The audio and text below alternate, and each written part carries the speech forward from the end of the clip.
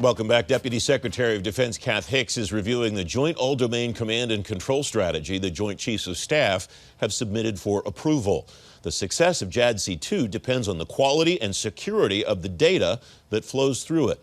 The solution to that security may be a dedicated cyber force. Lieutenant General David Barno, U.S. Army retired, Dr. Nora Bensahel are visiting professors of strategic studies at the Johns Hopkins School of Advanced International Studies.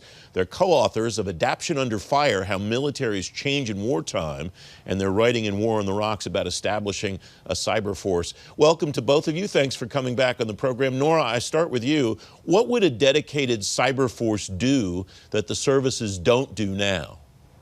Well, it would focus exclusively on cyberspace as an entirely new domain of warfare. All of the individual services have cyber forces within their force structure. But if you're in the Army, you are looking at the world through the land domain. If you're in the Navy, you're looking at things through the sea and maritime domain. And if you're the Air Force, you're looking at the air. If you're the Space Force, you're looking at outer space. It makes sense, since cyber is now the oxygen upon which the military runs, not to mention the rest of American society, as we know all too well this week. It makes sense that the military have a force that is dedicated to looking solely through the lens of cyber conflict and to prepare for that type of warfare in the future. Dave, welcome. Are the arguments for establishing a cyber force similar to the arguments for establishing a space force? We think there are some similarities there in that you have an entirely, as Nora pointed out, a new domain of warfare. And this domain is unlike all the other domains. It's not a physical domain. There's no boundaries of, 10,000 feet or oceans or mountain ranges that govern it. It's ubiquitous. It's everywhere. And the entire U.S. military rides on a backbone of the cyber domain today. So as well as our civil society and every aspect, we all have iPhones or smartphones in our pockets. We're all plugged into the internet. Our banking is all digits online.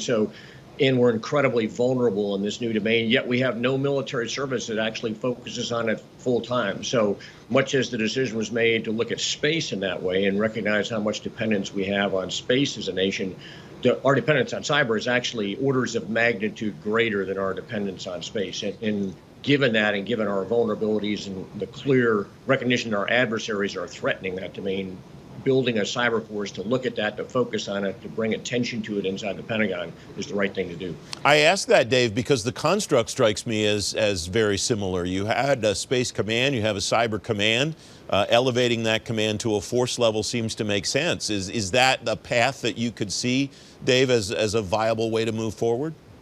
I think that's one of a viable option to look at, that you could potentially have the U.S. Cyber Command supported by a cyber force. The cyber force would be the train, organize, and equip aspect of cyber warfare. It would do the same functions that a service would do to provide to the unified commands around the world cyber experts who aren't the same people that go through Marine boot camp or Army basic training, may have a very different set of skills and may have different attributes, and are certainly going to be recruited against a different set of standards than what we expect somebody who's wearing a short haircut and can, max out a PT test, a physical fitness test in the Army and the Marines today. Nora, that's where I wanted to go next. What's the personnel look like inside a cyber force? How's that different, if at all, from the cyber warriors that the services are recruiting individually now? Well, exactly as Dave said, they wouldn't have to necessarily meet the same requirements as other people who do in uniform. If their jobs are most likely going to be behind a desk, there's very little reason that they would need to have the same personnel entry standards. It would be a really important way to get the wide variety of talent in the United States in the cyber domain, which resides largely in the private sector, into military service from people who might not consider it otherwise. And we would presume that there would be some element of a cyber reserve for this new force that would be able to tap into people who have full-time jobs in Silicon Valley and other tech companies, but would be willing to serve the United States on a part-time basis. I also want to be very clear that what we're talking about, the reason why we're talking about a separate service, is to address the military aspects of cyber. We're not saying that the military should take responsibility for all cybersecurity in the country. We think purely within the military lane, though, there's a really good and compelling case for a separate service. And in fact, we advocated for a separate cyber service several years ago before Space Force was even created. Given everything that's happened since then, we think it's even more important now. One of the things, Nora, that I enjoy about reading your work in conjunction with Dave is that you anticipate rebuttals and provide rebuttals to the anticipated rebuttals. What do you see as the potential arguments against the cyber force, and why do you think those arguments aren't viable? There are a number. One of them is that it would make the Joint Chiefs of Staff too big and unwieldy to add yet another service member. We don't think that's the case, especially in such an important area.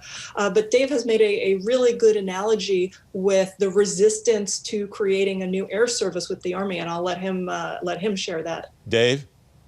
No, I'd say, we went through the same debate in standing up the U.S. Air Force, which took basically 45 years from the invention of the airplane until we had a separate air service in the United States following World War II.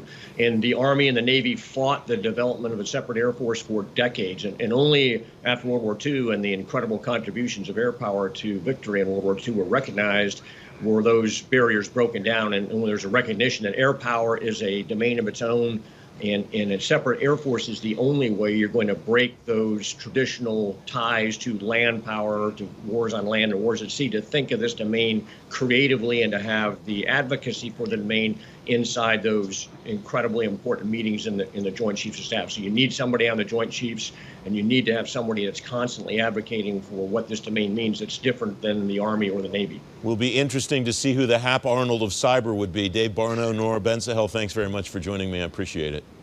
Thank you. Great to be here.